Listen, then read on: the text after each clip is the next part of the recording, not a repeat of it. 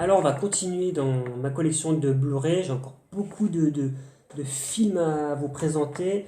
Là, on est plus dans les années 2016, 2017, 2018. Alors, on a Sully de Clint Eastwood, sorti en 2017 ou 2016, je crois. C'est une histoire vraie. On est encore dans cette espèce de trilogie, de saga qu'il va faire sur le héros américain ordinaire de la foule. Film très capresque, on pourrait dire un homme dans la foule de Capra avec Gary Cooper, quoi. C'est le genre de film qui va s'intéresser à des hommes de tous les jours, des travailleurs, des hommes du peuple. Un film que j'aime beaucoup, qui est une sorte d'anti-film catastrophe, d'anti-film, on va dire presque post-11 septembre. J'aurais presque imaginé un 11 septembre qui se serait bien terminé, cette histoire de Sully qui va sauver tout son équipage, mais après qui va être emmerdé par la hiérarchie et par le gouvernement, un peu comme dans le Flight de Zemeckis. C'est un film qui est vraiment d'une simplicité assez belle, avec un Tom Hanks vraiment qui fait le taf, on peut dire. Mais c'est un film, moi je me souviens, je l'ai pas vu énormément de fois, et je regarde pas trop les Clint Eastwood parce que c'est pas des films qui me fascinent aussi énormément.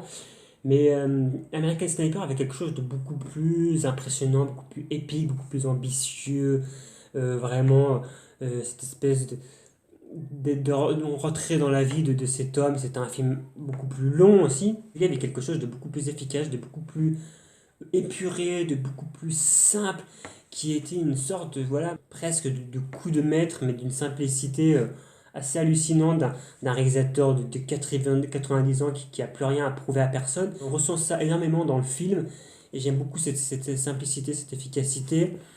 C'est vraiment un très beau film qui va aussi, par exemple, annoncer d'autres films comme le cas Richard Jewell, par exemple, film magnifique, aussi sorti en 2020. Ensuite, excellent film sorti en 2018 de S. Greg Zahler.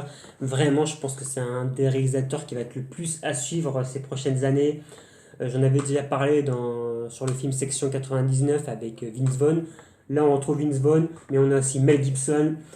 Pour moi, c'est peut-être déjà un classique instantané. Peut-être que je m'emballe un peu, mais c'est un film que j'aime énormément. C'est un film vraiment qui ressemble à rien de ce qui a été fait. Ezra Zahler, il a vraiment son style, même si moi, mon premier réflexe quand j'ai vu ce film, ça a été de le comparer à Hit. J'ai beaucoup pensé à Hit, j'ai beaucoup pensé à Nicolas Winding Refn, j'ai pas mal pensé aussi aux frères Cohen, mais je trouve qu'il mélange un peu tout ça tout en faisant vraiment ces films très personnels. Il faut savoir que c'est un réalisateur totalement autodidacte qui produit, qui réalise, qui monte ses films et qui fait même la musique de ses films. Personnellement, ça me rappelle un certain John Carpenter, mais c'est pareil que Carpenter, on a un peu vraiment cette espèce, encore comme pareil comme Clint Eastwood, une espèce d'efficacité du cadre et du mouvement et une épure que j'ai trouvé hallucinante. C'est un film qu'il faut savoir qui dure plus de 3 heures. Les films de S. Greg Zahler sont vraiment très longs, mais c'est un film fascinant parce que vraiment j'ai ressenti l'esthétisme peut-être d'un Wedding Refn sur Drive, mais le côté un côté questionnement sur la violence et presque l'absurdité de cette violence et du temps qui passe que j'ai pas ressenti peut-être depuis le No Country for All Men des frères Cohen et ce côté aussi enfin pour ceux qui ont vu le film on a ces tueurs en fait c'est un film choral c'est plusieurs personnages qui vont se mélanger dans une espèce de grande filature hein. C'est deux policiers qui vont être destitués de leur plaque et de leur métier à cause d'une bavure en fait qui a été rapportée, filmée à la télévision et qui, pour se refaire et trouver des sous, chacun de leur côté, parce qu'il y en a un qui a une femme qui est malade, l'autre qui doit offrir une bague à sa femme, ils vont décider, par des moyens détournés, de suivre une bande de braqueurs et de voler leur magot. Et c'est vraiment des histoires qui vont s'entrecroiser et avec une espèce de temporalité totalement diluée où on a l'impression en fait que les personnages ne sont rien et que le véritable protagoniste du film c'est le temps et l'environnement et que les personnages ne font que passer en fait dans ce temps et dans cet environnement. Il y a une espèce de fatalisme, de fatalité que j'ai trouvé très cohénienne et une gestion du temps et d'une efficacité et d'une complexité que j'ai trouvé très carpenterienne pour le coup. Et en même temps, c'est un film totalement personnel, mais moi, c'est vraiment pour moi un mix entre No Country for Old Men, Assaut, peut-être Drive, même si c'est pas une bonne comparaison parce que Drive c'est peut-être un peu surestimé. Mais il y a un mélange de tout ça et en même temps un film vraiment, encore une fois, je le répète, très personnel et vraiment un réalisateur à suivre que j'ai vraiment très très hâte de suivre. Vraiment ce réalisateur autodidacte, assez grande gueule, vraiment efficace et passionnant. Ensuite, on a Le Bienvenu à Marwen de Robert Zemeckis. Alors un film que j'attendais énormément à sa sortie parce que j'aime beaucoup ce que fait Zemeckis. J'ai adoré ses derniers films. J'aime presque plus ses derniers films que ses grands classiques comme Retour vers le futur ou Roger Rabbit. Personnellement, je suis un grand fan de Beowulf ou de Scrooge ou du Pôle Express et de tous ces films-là. Et c'est un réalisateur aujourd'hui qu'on a un peu tendance à oublier, on a du mal à voir en lui un auteur. C'est un cinéaste aussi qui s'éparpille un peu dans les genres, mais qui propose toujours un défi technique avant de proposer une histoire. J'ai l'impression que c'est un peu le challenge, le pari de son cinéma en général. Il se pose toujours d'abord la question du moyen technique pour faire son histoire, et après il fait son histoire. Et c'est un réalisateur qui va toujours se lancer un défi technique. Et Marwen ne déroge pas à la règle parce qu'on est dans un mélange de performance capture technique qu'il a complètement démocratisé bien avant Avatar, hein, sur sa trilogie en performance capture et surtout avec un film comme le Pôle Express. C'est un film que j'attendais énormément pour cet équilibre justement entre une espèce de naturalisme et cette saga un peu des héros aussi comme le film de Clint Eastwood. Comme les films de Clint Eastwood, il a fait une espèce de trilogie des héros de l'ordinaire, des personnages qui ont fait des choses fantastiques comme le funambule de The Walk ou ce pilote qui a sauvé cet avion dans Flight. Et cette fois, il s'intéresse à cette histoire vraie de Marwen, personnage traumatisé, qui a des tendances un peu bizarres, qui va se réfugier dans un monde de maquettes. Et c'était vraiment un défi, je pense, pour Zemeckis de faire cet équilibre entre la performance capture de ses débuts, enfin de sa période années 2000, et du naturalisme des films comme The Walk, comme Flight. Et personnellement, moi je trouve que c'est un film qui m'a pas déçu, mais qui reste un peu bancal. Toutes les scènes psychanalytiques, de performance capture qui rentrent dans sa tête, toutes les scènes de maquette sont très très très belles. Peut-être voir un peu surlignées sur la métaphore des affres de la création, du traumatisme et tout. Bon, on a vite compris le processus. Mais moi j'ai un gros problème sur les scènes justement plus intimistes, les scènes dans la réalité, que je trouve assez molles, pas très inspirée, et pour moi elle freine tout le temps le film, et c'est vraiment dommage parce que c'est vraiment un film que j'ai envie d'aimer avec une magnifique musique de Silvestri, un film qui est vraiment aussi un film hybride. Ce film c'est une maquette en fait, c'est comme son personnage, c'est un film qui mélange un peu les genres, le film de guerre, le film presque social et un côté presque Sundance on dirait, tout le côté avec son histoire d'amour et ses femmes, ça fait très Sundance, on dirait un film vraiment de festival, mélangé vraiment à ces genres différents. Et c'est un film hybride comme le personnage est un personnage hybride. C'est un film qui recolle les morceaux comme le personnage va recoller les morceaux de ses maquettes et ses souvenirs. C'est un film, plus j'y pense, plus j'en parle, plus je le trouve passionnant. Mais quand je le regarde, je trouve qu'il manque un truc, il manque une énergie, il manque une efficacité. Moi, je trouve que Zemeckis est un des plus grands conteurs de ces dernières années. Et je trouve que sur ce film-là, il n'a pas su trouver l'équilibre vraiment du récit. Et c'est dommage. Under the Silver Lake, réalisé par David Robert Mitchell, sorti donc en 2018, hein, si je ne me trompe pas. C'est son second gros film, hein, même si je crois qu'il a fait des courts-métrages avant. Après It Follows, sorti en 2014, hein, lui pour le coup. C'est sa vision du Hollywood Babylon de Kenneth Anger, c'est son Mulholland Drive. On peut dire que c'est un film très lynchien, là où It Follows était très carpenterien, hein, cette espèce de parabole d'un mal qui s'immisce dans la banlieue américaine, qui devient une source omniprésente et quasi abstraite. C'est totalement Halloween de Carpenter ou The Thing, hein, c'est vraiment ce questionnement sur le mal dans la banlieue américaine. Mais si It Follows était son hommage à Carpenter, on peut dire que Under the Silver Lake est à la fois son hommage à Lynch, à la fois son hommage à Kenneth Anger et Hollywood Babylon, à Robert Altman, hein, la fin fait vraiment penser au privé de Robert Altman, Et on a ce côté Thomas Pynchon, hein, pour ceux qui connaissent, hein, les romans. Alors personnellement, j'ai pas lu les romans de Pynchon, mais Inherent Vice, hein, qui a été adapté d'ailleurs par Paul Thomas Anderson en 2014.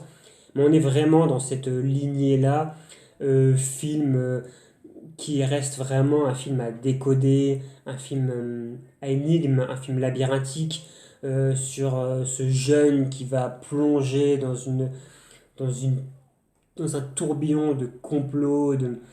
C'est un film de filature aussi, on est clairement inspiré par sur Freud d'Alfred Hitchcock. Oui, voilà, Vertigo. On est clairement influencé par beaucoup de cinéastes de ces années-là. Euh, on pense aussi pas mal à En quatrième vitesse de Robert Aldrich.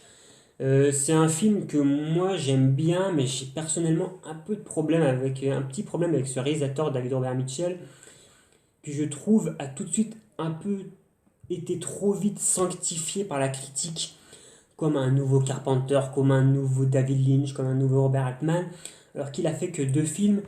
Et c'est un peu ce que je reproche à cette nouvelle vague de cinéastes comme les Ari Aster, comme les Denis Villeneuve, hein, s'il fallait en citer quelques-uns que j'aime pas trop, qui ont tout de suite voilà, été glorifiés comme si c'était le nouveau Stanley Kubrick. Alors, ils sont même pas passés vraiment par l'art série B, ils sont tout de suite arrivés avec des films assez exigeants, assez prétentieux, assez arty. Et moi j'ai un peu de mal parce que c'est vraiment des réalisateurs qui se sont pas fait vraiment la main totalement et qui ont encore pour moi leur preuve à faire. Même si Under Silver Lake reste pour moi quand même un film beaucoup plus abouti que It Follows, c'est un film qui pose un peu problème par sa mise en scène que je trouve un peu roublarde personnellement.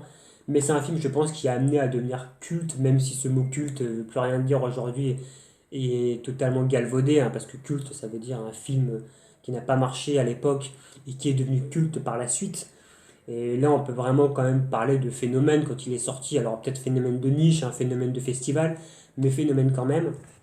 Ensuite, rien à voir, on a Bumblebee, donc de Travis Knight. Travis Knight qui est réalisateur, entre autres, et directeur même des studios Laika, hein, ce fameux studio qui a vraiment fait des très bons films d'animation en stop motion dans les années 2010. On leur doit Coraline, on leur doit les Box Trolls, et surtout Kubo et la mer magique, un de mes films d'animation préférés. D'ailleurs, je reviendrai sur ce film-là. Mais j'étais assez curieux de voir qu'est-ce que ce réalisateur d'animation allait faire dans une saga aussi formatée que Transformers, qui est personnellement une saga que j'aime pas du tout. Moi, Michael Bay, c'est pas un réalisateur que j'estime énormément, sauf quand il fait d'autres films un peu plus personnels. Mais cette saga, pour moi, elle est totalement sclérosée de base. Et j'étais quand même curieux de voir ce qu'allait donner la présence de ce réalisateur d'animation, en tout cas en termes de mise en scène. Alors personnellement, moi j'étais plutôt déçu par ce film. Je trouve pas qu'on retrouve le talent de mise en scène de ce réalisateur-là.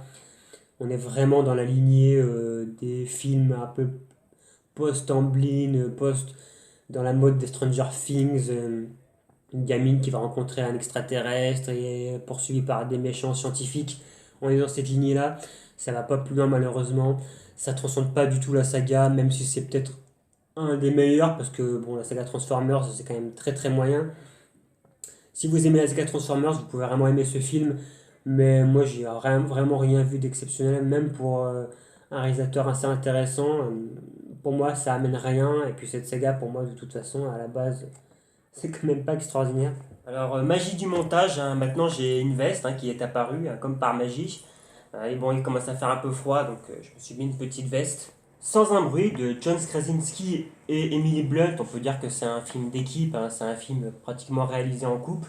Un petit film d'horreur à concept que j'aime beaucoup, malgré sa simplicité. Il y a une espèce d'honnêteté en fait, on sent que c'est presque un travail d'équipe.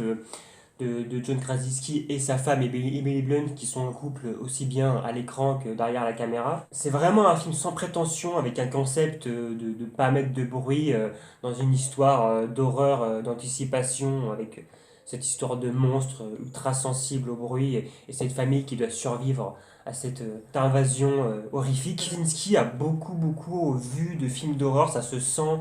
Apparemment, il a vraiment pris des notes et regardé énormément de films avant de faire ce film. On sent encore une fois une influence des oiseaux d'Hitchcock, par exemple, ou même plus récemment de Sin de Shyamalan. C'est un film qui peut paraître assez basique à première vue et qu'il est, hein, il est assez simple. Mais c'est un film que j'aime beaucoup. Pour moi, j'y vois une sorte de métaphore, comme un peu dans tous ces films catastrophes, que ce soit Les Oiseaux ou que ce soit Cygne, une métaphore un peu d'un monde qui s'est autodétruit à cause du bruit, à cause de la surpopulation et qui n'a pas su écouter. Et cette famille qui, paradoxalement, en étant sourde, a appris en fait à écouter les choses et a réussi à survivre à ce monde trop bruyant. Je trouve que c'est une assez belle parabole du monde d'aujourd'hui, cachée dans une série B vraiment très simple et premier degré assez basique, une sorte de survival. Et j'ai très hâte de voir le 2 qui devait sortir en 2020, mais à cause du confinement, ça a été reporté, qui a l'air de partir dans un truc beaucoup plus ambitieux d'anticipation à la 28 jours plus tard, on pourrait dire, avec en plus Cillian Murphy. J'ai très hâte de voir le concept du silence absolu dans un film beaucoup plus ambitieux, beaucoup plus catastrophe, ça peut vraiment donner quelque chose de très intéressant. Spider-Man New Generation de Lord Miller, et je crois qu'il y a aussi Peter Ramsey hein, qui avait fait Les 5 légendes, une des premières incursions du Spider-Verse dans un film Marvel. C'est un film que j'aime beaucoup, c'est un film d'animation extrêmement solide. J'avais très très peur de l'humour méta de Lord et Miller sur des films comme La Grande Aventure Lego qui m'avait un peu gonflé à la longue.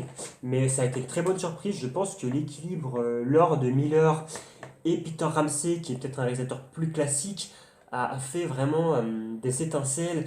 Et c'est pas un film qui est complètement noyé par son jeu méta et par son jeu de référence. C'est un film vraiment, pour un film d'animation, que je trouve extrêmement incarné, avec des personnages vraiment attachants, dignes d'un film live. C'est un film aussi qui pose beaucoup la question, je trouve, des incarnations de Spider-Man à l'écran.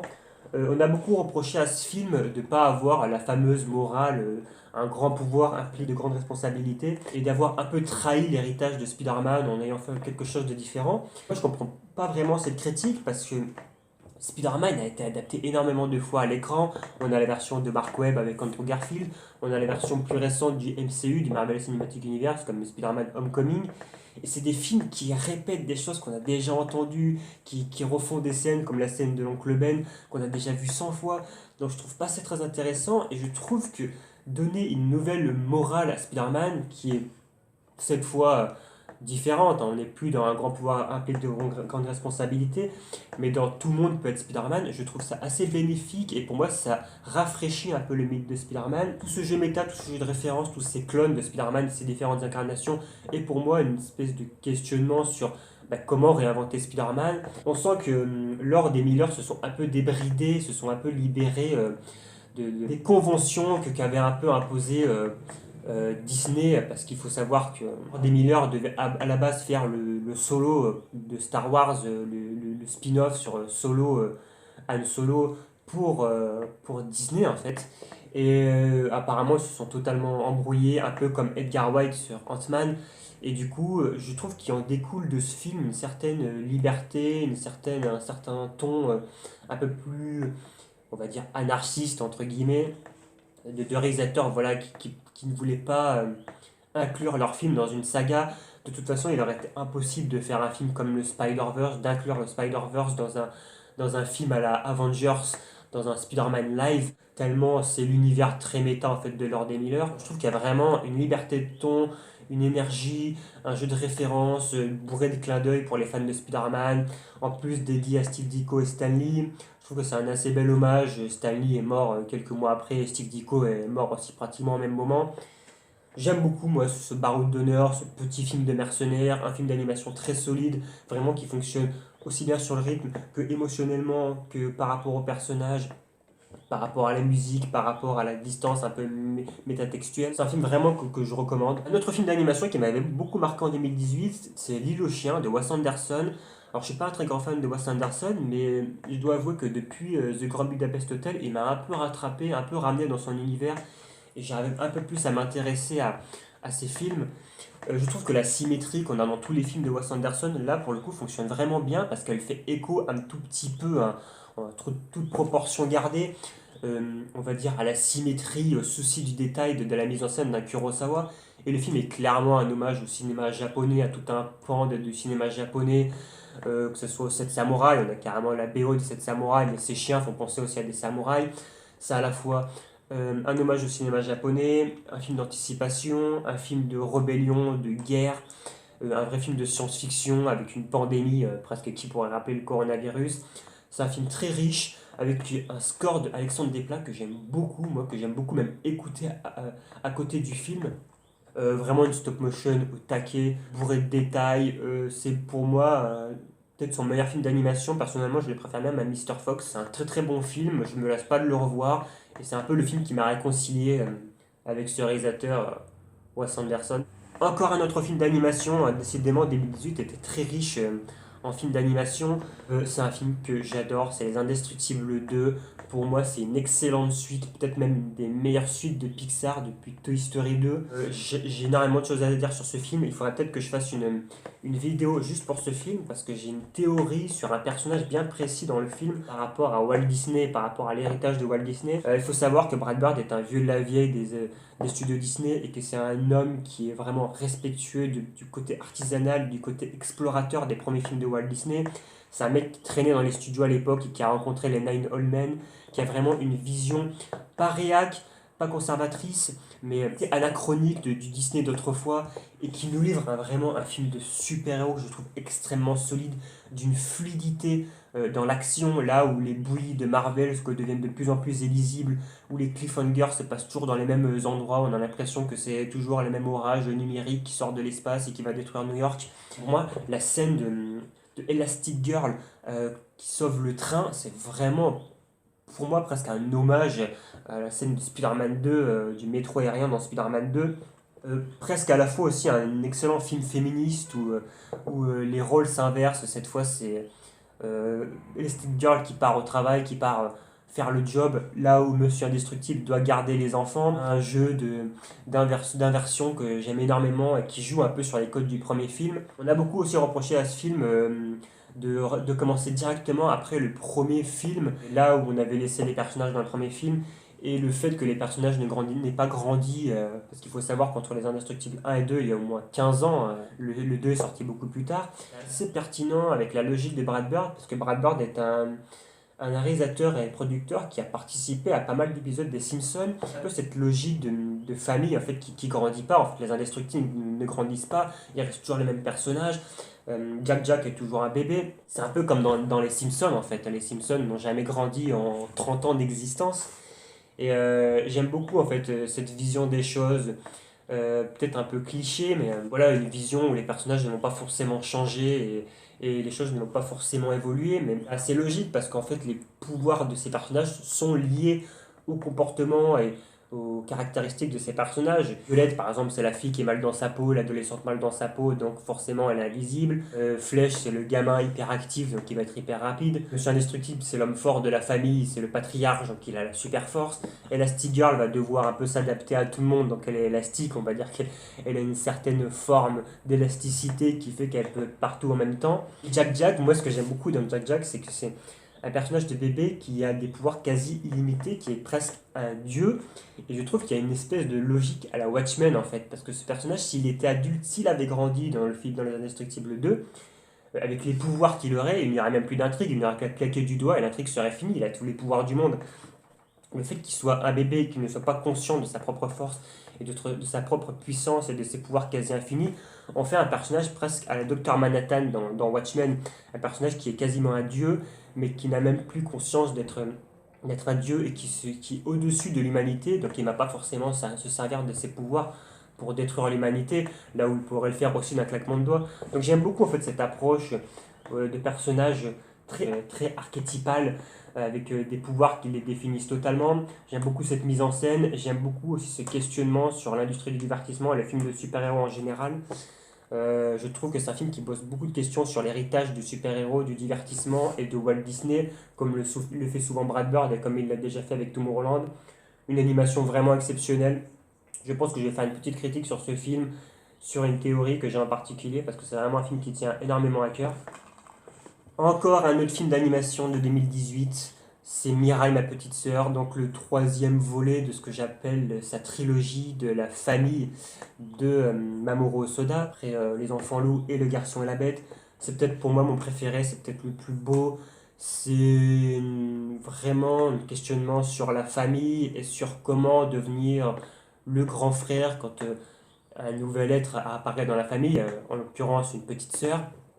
C'est vraiment un film sur les récits de la famille d'un point de vue presque omniscient et métaphysique. Moi, il y a une espèce de parabole dans le film et d'apprentissage en fait de comment devenir un grand frère que je retrouve, que j'ai déjà vu dans un film comme Quelques minutes après minuit de Bayona, qui était l'apprentissage du deuil par le biais d'une métaphore du monstre.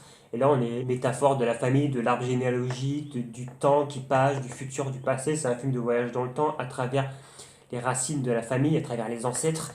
Et c'est un film que j'aime énormément. C'est peut-être un des plus beaux, un des plus simples, un des plus grands de Mamoru Hosoda. First Man de Damien Chazelle, alors un film que j'aime vraiment moyennement, on va dire, pour rester gentil, que je trouve pas raté mais pas abouti. J'étais très curieux quand même de voir ce que Damien Chazelle allait faire après sa saga musicale avec Whiplash et La La Land. On a beaucoup dit de ce film que c'était aussi un film quasiment musical. Moi je trouve que c'est un film qui est très froid, même voire trop froid, assez austère, et du coup que je regarde avec beaucoup de distance. C'est l'histoire d'Armstrong, sa vie intime, la conquête spatiale, et en parallèle de ça, sa vie, la mort de sa fille, comment il doit gérer en fait toute la pression. C'est encore un film de personnages d'autistes, hein, comme les personnages de Whiplash pouvaient l'être encore, des personnages dans leur bulle. Mais c'est un film que j'ai trouvé vraiment d'une froideur, moi qui m'a pas du tout embarqué, que j'ai regardé vraiment avec distance. Je trouve que les scènes fortes ne fonctionnent pas, la quête ne fonctionne pas, c'est assez lourd. Il y a une très belle musique, comme dans tous les films de Chazelle, hein, c'est toujours le même compositeur. Mais moi, ça m'a pas du tout amené. Je pense que le film veut être aussi froid, mais pour moi, le film procure un effet pervers. En fait, cette austérité vraiment rend le film désagréable à regarder et pas vraiment passionnant, malheureusement. Le secret des Marrowbone, alors ça, c'est le producteur ou le scénariste, je crois, de Bayona, hein, qui a fait ce film, c'est Paco Sanchez, si je ne me trompe pas. Petit film d'horreur, vraiment dans la lignée des autres, de Amenabar, de l'orphelinat, de tous ces films-là. On est encore sous les influences de Narcisco Ibanez Serrador, de Alfred Hitchcock, de Dario Argento, ce genre de films-là. Il y a un twist que moi je trouve assez intéressant, pas extraordinaire, mais je trouve le film vraiment sincère et ouais, encore une fois touchant. Il y a Anne Taylor-Joy, qui est une actrice que j'adore, hein, qui jouait déjà dans The Witch ou dans Split, et qui va jouer prochainement dans le nouveau Edgar Wright. C'est vraiment pour moi une petite perle. Ensuite, Hérédité de Ari Aster, là pour le coup, c'est un film d'horreur qui, contrairement à Marobone, je trouve assez raté. Je suis vraiment pas fan. Je trouve que Ari Aster, malgré de très très bonnes intentions, c'est assez planté. J'aime beaucoup moi, tout ce qui est les films sur le satanisme, les sorcelleries. J'adore un film comme Rosemary Baby par exemple, qui est un de mes films préférés, un de mes films d'horreur préférés. Mais là, je trouve qu'il y a une très bonne première partie qui est pleine de promesses, qui est très intéressante, une bonne mise en place, avec une scène de traumatisme qui est le pivot du film, qui est vraiment une des scènes les plus marquantes de la décennie. Et je trouve que la suite du film ne fonctionne pas du tout. On comprend vite en fait où le film veut aller. Et pour moi, ça reste très balisé. C'est pas très surprenant. C'est pas très bien écrit. Ça finit sur des jumpscares assez faciles, assez putassiers, assez racoleurs. Ouais, c'est un film vraiment maladroit. Je vais faire une comparaison bizarre, mais je trouve que ce film, il est au cinéma d'horreur à la Rosemary Baby, ce que Interstellar est au film de science-fiction à la rencontre du troisième type, à la 2001, quoi. C'est-à-dire des films qu'on a déjà vus 100 fois, pas très originaux, un peu emphatiques, un peu balourds, très maladroit en tout cas. C'est un film qui est plein de promesses et Ari Aster, je pense, c'est un réalisateur plein de promesses et j'ai beaucoup aimé ce qu'il a fait après avec Midsommar. Mais celui-là, je trouve que pour moi, il a voulu en mettre trop, peut-être trop, faire un film trop vite, montrer tout ce qu'il aime, montrer tout ce qu'il voulait raconter. Et le film est très très très maladroit. J'ai pas d'autres termes, je trouve ce film vraiment maladroit, c'est dommage. Ensuite, Le Parasite de Bong Joon-ho, peut-être un des plus grands films de la décennie, vraiment dans le top 5, dans une édition 4K HDR magnifique, un steelbook assez beau. Très belle édition, hop, là, avec les différents symboles du film, là, pour ceux qui ont vu le film. On a ça, hop, voilà. De Snowpiercer et de The Host. Et bon, ce film est un très grand film, je vais pas en parler en quelques minutes parce qu'il y a tellement de choses à dire, mais je sais pas, je trouve, moi quand il est sorti, j'ai eu l'impression que tout le monde venait de découvrir le cinéma coréen. Il y a eu une espèce de consensus aussi bien public que critique que j'ai pas vu dans la décennie, peut-être à part Mad Max Fury Road, qui est assez hallucinant. Mais moi, j'avais vraiment pas l'impression de voir quelque chose de nouveau chez ce réalisateur. J'avais l'impression que vraiment que le cinéma de coréen venait d'être découvert, alors que pour moi, ça fait au moins 20 ans qu'il fait des choses, qui font des choses exceptionnelles, hein, que ce soit Old Boy de Park Chan-wook ou même Mademoiselle ces dernières années. Ça reste un très bon film. C'est une excellente lutte des classes. Euh, Là où dans Snowpiercer, c'était dans un train, là, on va dire que c'est entre deux familles dans une maison. Avec un style encore une fois Hitchcockien, même si Bong Joon-ho se dit très inspiré par des réalisateurs comme Henri-Georges Clouzot, on pense aussi un peu à Mankiewicz. C'est un film aussi à tiroir, c'est un film sur la théorie du maître de l'esclave, du maître et de l'esclave, à quel moment un esclave va devenir, à quel moment un maître va devenir l'esclave de son propre esclave, à quel moment les rôles peuvent s'inverser. On avait déjà ça chez Joseph Losey, The Servant par exemple. C'est un très grand film sur des thématiques comme ça qui l'exploite de manière absolument pas manichéenne, assez complexe, très profonde. On a beaucoup dit de ce film aussi que c'était un film très dans l'ère gilet jaune, sur les inégalités sociales et sur cette lutte des classes qui reste une espèce d'impasse qui a toujours existé dans l'histoire de l'humanité. C'est un film plein de symboles. On retrouve tous les symboles de la suprématie américaine qu'on a beaucoup dans le cinéma de Bong Joon-ho. Personnellement, moi, je suis pas un immense fan de ce film. Je reconnais sa grandeur, je reconnais son importance. C'est sûrement un des plus grands films de la décennie. Mais moi, voilà, il m'a pas totalement convaincu. Il m'a pas vraiment étonné. Ça reste quand même un très grand film. DVD, ce steelbook, c'est Le Mans 66 de James Mangold. Peut-être le meilleur film pour moi de course, de bagnole que j'ai vu au cinéma. Il faut savoir que je suis pas du tout un grand fan de bagnole, de voiture et de course en général. Mais pour moi, ce film, c'est vraiment James Mangold, le réalisateur de Copland, le réalisateur de Logan dernièrement, le réalisateur de 3h10 pour Yuma. Un réalisateur qui est d'un classicisme que j'aime beaucoup et qui fait vraiment plaisir à voir aujourd'hui à une époque où on ne sait même plus raconter des bonnes histoires, on ne sait même plus le b.a.-ba d'une structure cinématographique. Aujourd'hui, on a soit des grands auteurs qui veulent déstructurer les genres, mais même sans même les avoir déjà compris de base, ou alors des films qui ne racontent plus rien, comme la plupart des blockbusters qui sont juste des grosses séries télé sur grand écran. Je trouve qu'il y a vraiment ce côté classique. Il faut savoir que le réalisateur mongol est un élève de Alexander McKendrick. McKendrick qui a une technique de cinéma qui a fait l'objet de beaucoup de livres et beaucoup d'études, qui est vraiment très très classique. Un réalisateur du Grand Chantage par exemple avec Burt Lancaster et Tony Curtis. C'est un réalisateur, James Mangold, qui est vraiment un peu comme Brad Bird, un peu un vieux de la vieille, qui a une approche du cinéma assez anachronique. Et j'aime beaucoup ce film parce que on peut y voir déjà une parabole de la fin d'une époque du cinéma, vu que c'est presque considéré comme un des derniers grands films de la 20th Century Fox avant que Disney ne rachète le studio. On peut y voir une double lecture, hein.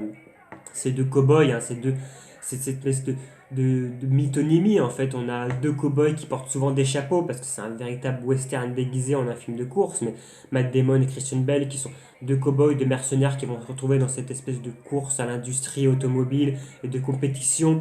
On peut y voir vraiment la métaphore d'un réalisateur qui va se retrouver dans le feu, pris entre le feu de deux studios majeurs que sont la 20th Century Fox et Disney. On peut voir même la mécanisation et l'industrialisation des voitures de Ford comme une métaphore de Disney qui enchaîne ses films de manière mécanique, efficace mais sans âme, s'opposer à le côté plus artistique, le côté presque plus poétique, plus vrai, plus beau de Ferrari qui pourrait être de la Fox. J'aime beaucoup en fait toutes les lectures qu'on peut avoir de ce film-là, mais après, mis à part voilà, ce point de vue un peu tiré par les cheveux que j'ai du film, ça reste un très bon film à l'ancienne, un très bon film de personnages, presque une bromance que j'aime beaucoup avec deux acteurs voilà, qui n'ont plus rien à prouver, Christian Bale et Matt Damon. Très grand film de course, épique, triste, humain, efficace, bien filmé comme il faut. Euh, Vraiment, pour moi, c'est un film d'un classicisme et sur une espèce de mythologie de la voiture, des diners d'une époque que j'aime beaucoup et qui me fascine. Vraiment un très grand film sur l'Amérique de cette époque. Le Hidden Life de Terrence Malick, Une vie cachée, peut-être mon Malick préféré de la décennie.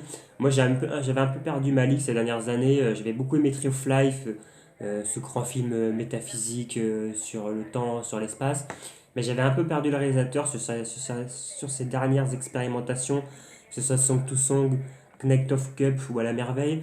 Et là il retourne à une espèce de simplicité et d'épure que j'aime beaucoup, avec un récit beaucoup plus linéaire. Et voilà, cette histoire d'un martyr et d'un objecteur de conscience qui pourrait faire penser presque au personnage dans Tu ne tueras point de Mel Gibson. Mais ce film mélange un peu tout ce que j'ai aimé ces dernières années, c'est-à-dire le côté compassionniste et le côté contemplatif qu'on peut avoir dans un silence de Scorsese.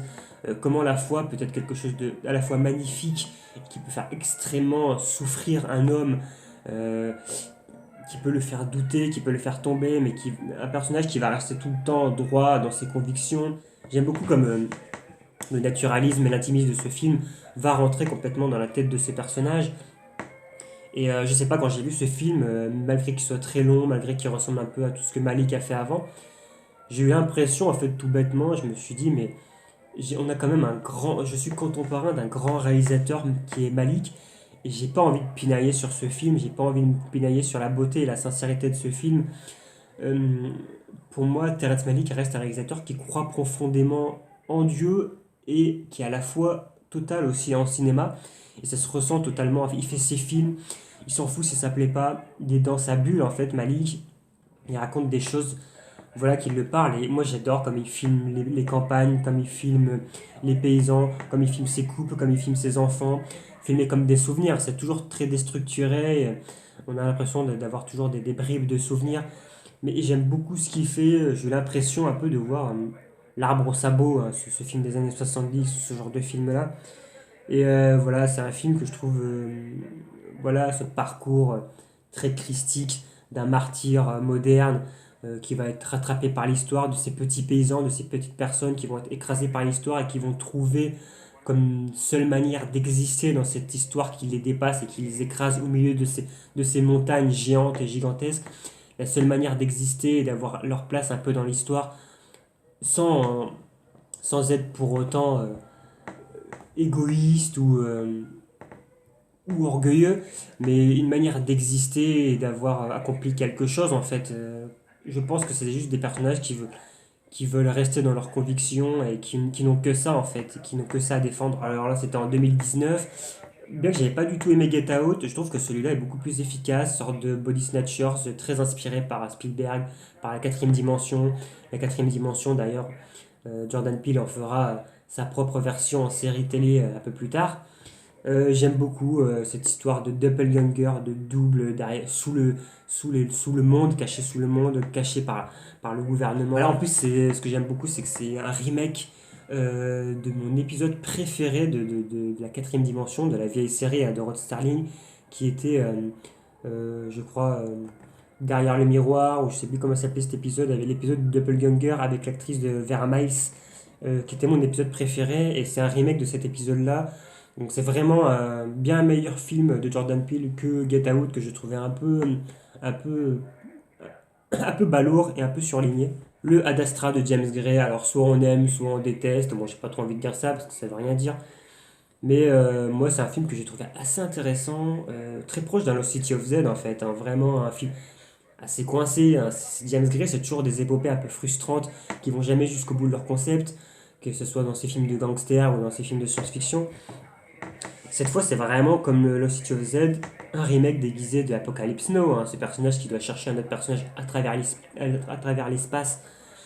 On peut vraiment voir une relecture du Heart of the Darkness de Conrad, hein, euh, ou même ce personnage qui doit aller chercher le long du fleuve dans Apocalypse Now, le colonel Kurtz. On a l'impression de voir les mêmes images un peu que Apocalypse Now avec ces photos au début qui rappellent les photos qu'on voit de Marlon Brando dans Apocalypse Now. C'est vraiment Apocalypse Now dans l'espace, une quête de soi, une quête de ses démons, de tuer le père. Cette scène au début m'avait beaucoup marqué avec cette structure géante qui vient de la Terre et qui va jusqu'au ciel et jusqu'à l'espace. On a l'impression de voir un petit peu, toute proportion gardée, mais de voir un peu l'Olympe, et Brad Pitt sera un peu une sorte d'Hercule qui veut grimper sur l'Olympe et son père qui envoie des orages cosmiques à cause d'une machine sur la Terre. C'est carrément Hercule. Enfin, il y a un peu une relecture un peu divine que j'aime beaucoup. Il y a des choses très intéressantes.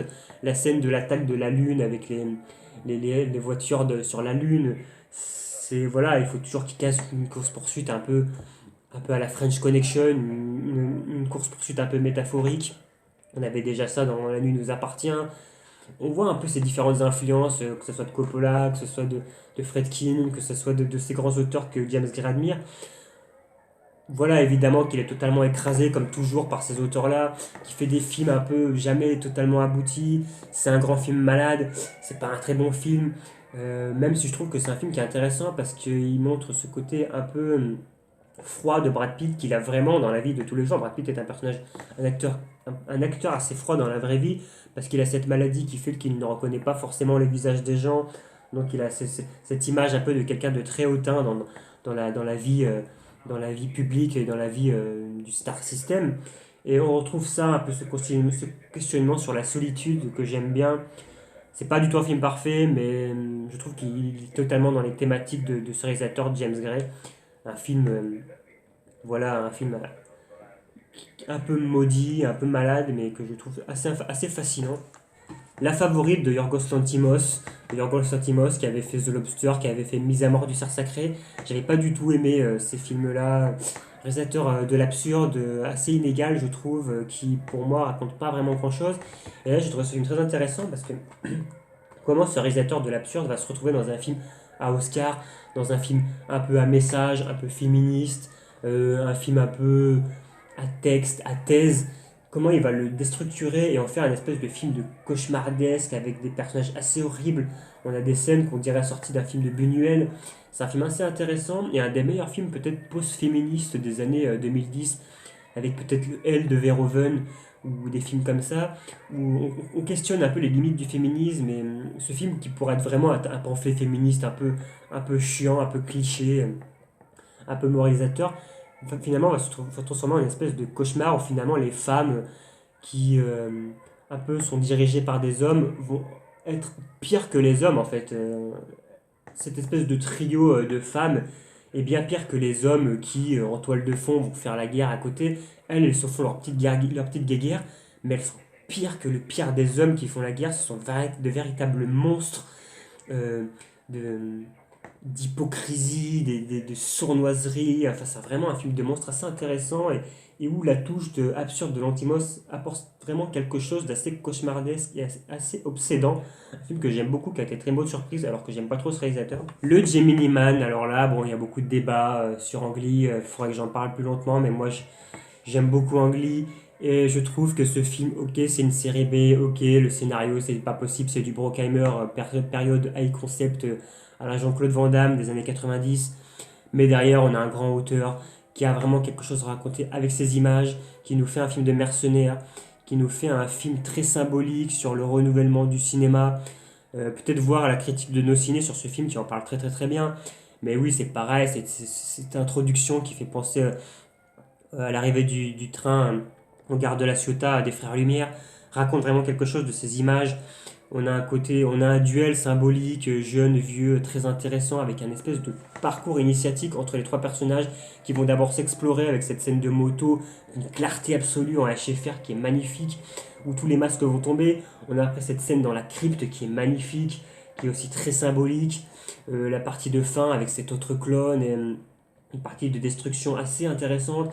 La clarté de ce film et la mise en scène bourrée de détails pour moi, m'a vraiment fasciné plus que le film en lui-même. En fait, il y a quelque chose de très intéressant, comme si que si Ang Lee racontait quelque chose d'autre à côté de ce film un peu basique à la Will Smith, alors que moi je déteste Will Smith, j'aime pas trop ces productions-là, high concept, j'aime pas Brockheimer, mais Ang Lee apporte vraiment quelque chose de très intéressant. Il y a différents niveaux de lecture. Je pense que ce film, il ne faut pas le rabaisser à une simple série B couillonne. Il y a vraiment un auteur derrière, il y a vraiment des choses très intéressantes, en tout cas sur le travail de l'image, de la mise en scène. Le Midsommar de Ari Aster, bien meilleur que son Hérédité, son hommage à The Wicker Man, hein, le film avec Christopher Lee, film de secte, film cerveau aussi, parce que moi, encore une fois, j'ai une théorie sur ce film, comme quoi tout pourrait se passer dans la tête de l'héroïne. D'ailleurs, ce gros plan en image principale nous montre bien qu'il y a un côté beaucoup plus symbolique dans le film, un côté beaucoup plus autopsie. On rentre dans sa tête en fait, on ne sait plus à quel moment tout est vrai. Est-ce qu'elle est victime de drogue? Est-ce que c'est une hallucination due au deuil? On a toujours des scènes de trauma chez Ari Aster, que ce soit la mort de la petite fille dans Hérédité ou la mort de la sœur dans ce film. Euh, Encore une fois, c'est un apprentissage aussi du deuil. C'est une critique de cette société où tout le monde se critique, où tout le monde essaye de bouffer l'autre, où encore une fois les vieux meurent seuls de leur côté. Finalement, en fait, cette secte est une espèce de... On peut y voir quelque chose d'effrayant, d'anormal, mais en fait, ils sont beaucoup plus normaux, beaucoup plus logiques et beaucoup plus lucides que notre société à nous, qui est le véritable cauchemar.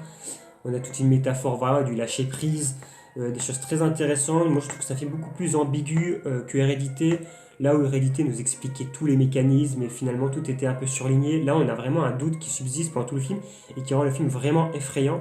J'en reparlerai plus tard parce que c'est vraiment un film assez riche et la version longue aussi apporte des réponses très très intéressantes.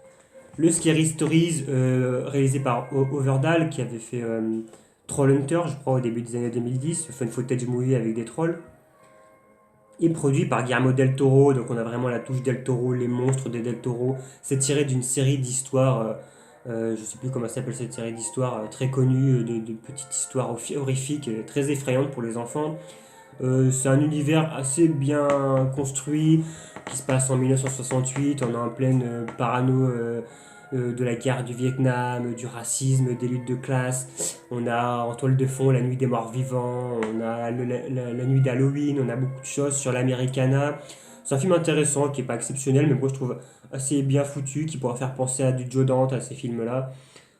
Attachant, efficace, assez effrayant, et avec un soin apporté au monstre, vraiment une touche Del Toro que j'aime beaucoup. La patte Del Toro est vraiment appréciable dans ce film. Le Crawl de Alexandre Aja, produit par Sam Raimi. Sam Raimi avait déjà produit La Maison des Ténèbres de Alvarez, qui était vraiment excellent. Mais là, c'est pareil, petite série B, vraiment bien aboutie, vraiment bien construite. Je trouve que c'est un des films préférés de Tarantino de 2019, hein, mais on comprend pourquoi, parce que c'est vraiment un film de monstre, très série B, vraiment honnête, vraiment bien construit, efficace, qui va pas plus loin que son concept, mais qui pose des métaphores assez intéressantes sur le dépassement de soi, sur cette relation entre un père et une fille qui finalement va se libérer à cause ou grâce à ce monstre un peu métaphorique que sont les crocodiles, avec cette tempête aussi qui filme vraiment un ouragan de manière assez intéressante. Moi, j'y vois aussi plein de symboles sur voilà, le dépassement de soi à travers cette maison. Le personnage est toujours ramené dans cette maison comme si elle avait quelque chose à tuer, en fait, à affronter d'elle-même dans cette maison, qui m'a presque rappelé un peu Jumanji. Dans Jumanji, le personnage d'Alan Parrish revient toujours dans la maison parce que la maison du personnage est un personnage en soi et raconte quelque chose du temps qui a passé et des regrets. Et il y a énormément ça dans ce film-là. Bon, c'est pas du tout du Jumanji, puis c'est pas un film pour toute la famille, mais j'aime beaucoup cette petite métaphore subtilement glissée dans une série B assez basique. Le Alita Battle Angels de Robert Rodriguez est produit par James Cameron. Bon, malheureusement, c'est plus du Rodriguez que du James Cameron. Moi, je vois pas trop la touche James Cameron. C'est un film assez bancal, qui a des choses intéressantes, mais c'est très américanisé, on est très loin du manga, on n'a pas du tout la violence, l'univers fait un peu toc, ça fait un peu bâclé. En plus, ça finit sur un cliffhanger avec le cul entre deux chaises qui fonctionne pas vraiment. C'est pas totalement abouti. La performance capture, par contre, est hallucinante. Les personnages sont très attachants. Tout le projet du film, je pense, tourne autour de ces personnages très réalistes et ça fonctionne. Mais les histoires, la structure, ça fait pas vraiment effet. C'est dommage. Il y a des promesses intéressantes, j'attends de voir la suite. Mais c'est pas la grande promesse, c'est pas du James Cameron, hein, malheureusement. Alors, ça, c'est Alex le destin d'un roi de Joe Cornish. Joe Cornish, producteur scénariste d'Edgar Wright. Il était sur la série des Doctor Who. Il a bossé sur la trilogie Cornetto un petit peu. Il était sur le Tintin de Spielberg. C'est plus un scénariste qu'un réalisateur et ça se voit totalement sur ce film parce que c'est vraiment pas très bien réalisé. Mais je trouve qu'il s'est raconté une histoire. Ce film me fait presque penser un peu au Secret de la pyramide de Barry Levinson dans les années 80, ce genre de films sous Amblin qui ont sorti de la lignée de Gremlins, des Goonies, de tous ces films-là. C'est pas un film mauvais, hein, c'est un film où on peut voir d'ailleurs une métaphore du Brexit et de la réunification, là où une Angleterre totalement divisée va devoir s'unir et s'allier face à un oppresseur et un mal omniprésent, avec d'ailleurs dans le rôle titre le fils d'Andy Serkis, hein, ce qui est assez marrant. Oui, donc petit film vraiment pas exceptionnel, mais assez solide en termes de structure et de narration. On voit que Joe Cornish sait raconter des histoires. Il avait fait déjà un assez bon film avec Attack the Block au début des années 2010. Mais malheureusement, il manque vraiment un grand metteur en scène à la base. Ça fait un peu toc, ça fait un peu mou du genou. Ça fait très young adulte. On est dans la lignée un peu de Percy Jackson, même si je trouve ce film bien meilleur que Percy Jackson. Je trouve le film bien plus naïf et bien plus touchant qu'un Percy Jackson qui finalement devient vraiment un film pour adolescents assez basique. Et là, je vais finir sur Toy Story 4 parce que ça commence à faire un peu long cette vidéo. J'ai oublié des films de 2016 d'ailleurs, il faudra que je les remette dans une autre vidéo. J'ai oublié pas mal de films d'ailleurs qui me tiennent à cœur. Je referai une autre vidéo plus tard. Mais je voulais finir sur Toy Story 4 parce que c'est un des derniers que j'ai acheté. Film que j'aime pas. Je vais me faire complètement défoncer dans les commentaires, je pense. Mais c'est tout ce que je craignais. C'est l'épisode de trop. Alors, c'est très bien fait. Visuellement, ils ont passé un cap, mais c'est ouf. Mais c'est d'un photoréalisme. Mais Pixar, mais ils sont taqués au niveau technique. Mais alors, par contre, c'est vraiment une histoire qui aurait pu être juste un bonus, une petite histoire de bonus dans les DVD de Toy Story 3, quoi. C'est vraiment rajouter une histoire pour rajouter une histoire.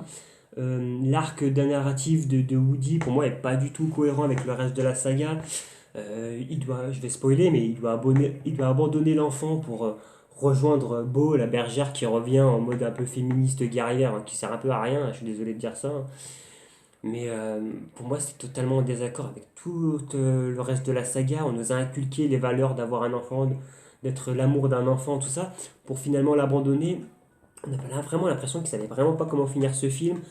Buzz l'éclair ne sert à rien du tout dans le film. Il fait que suivre sa voix intérieure. C'est un personnage complètement stupide. Pour moi, il est quasi inexistant du film et inefficace. Toute l'arc autour de la méchante, là, la petite poupée, c'est vraiment un des personnages de méchants les moins intéressants de la saga. C'est très, c'est efficace, mais c'est poussif dans la continuité de la saga. Ça servait à rien de finir là-dessus. Pour moi, tout avait été raconté avec Toy Story 3. Avec Toy Story 3, j'avais fait un peu le deuil de cette saga parce qu'il faut savoir que je suis un gros fan de la saga Toy Story. Et j'ai vraiment grandi avec. Et moi, Toy Story 3, ça m'a terrassé quand c'est sorti. C'était vraiment sorti au début. J'avais 20 ans quand c'est sorti. Et c'était vraiment voilà, le film qui me disait ben, mon enfant, c'est fini, il faut passer à autre chose. Donc faire ce film 10 ans après, pour moi, bah non, je peux pas en fait. Moi, je suis passé à autre chose. J'ai plus envie de voir ces personnages. J'ai envie qu'on me raconte d'autres histoires. Et je suis pas rentré dedans. Le personnage de Fourchette est intéressant dans la logique du film, mais c'est pareil, il est assez insupportable. En plus, c'est un personnage qui prend vie. On commence un peu à nous expliquer pourquoi les personnages prennent vie, pourquoi les jouets prennent vie. On s'en fout en fait. C'est juste une manière de raconter les choses. C'est pas du tout un mauvais film, hein. Je vais pas être méchant, je vais pas cracher dessus. Aucun Pixar n'est mauvais, c'est très bien fait. Moi, je l'ai vu 3 fois, hein, je dis ça, mais je l'ai vu 3 fois. On passe un très bon moment. Mais il n'y a pas la fraîcheur, il n'y a pas l'importance des trois premiers Toy Story. Je préfère beaucoup plus un vice-versa, ou même dernièrement Coco, ou En Avant qui est sorti dernièrement au cinéma. Mais celui-là, c'est les films de trop. Pixar et Disney de toute façon vraiment commencent vraiment à tourner en rond depuis quelques années. Et je pensais pas que ça pouvait tomber sur la saga Toy Story, mais c'est vraiment ce que j'ai ressenti en voyant ce film, qui est vraiment, ouais, pas inutile, c'est méchant, mais c'était pas nécessaire. Bon, voilà pour le moment. Je vais faire une petite pause et faire une autre partie de vidéo parce que j'ai oublié des films. Et dites-moi en commentaire si déjà vous comprenez bien ce que je dis, si vous avez à débattre sur certains films, ça peut être intéressant, si vous avez des critiques négatives à me faire, si j'ai dit des conneries ou si j'ai dit des choses intelligentes, hein, parce que des fois je dis des conneries et j'ai des visions et des interprétations des films un peu perchées. Mais voilà, ce serait bien un peu de communiquer dans les commentaires. Je vous dis à plus pour la prochaine vidéo. Bonne journée et continuez à regarder et à acheter des Blu-ray. Allez, salut!